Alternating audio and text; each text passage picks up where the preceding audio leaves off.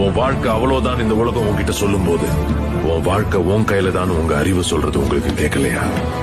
உன் அளவுக்கு நீ ஆசைப்படுன்னு இந்த சமுதாயம் உங்களை அமுக்கும் போது தன்னம்பிக்கையோட போராடுன்னு உங்க மனசாட்சி சொல்றது உங்களுக்கு கேட்கலையா?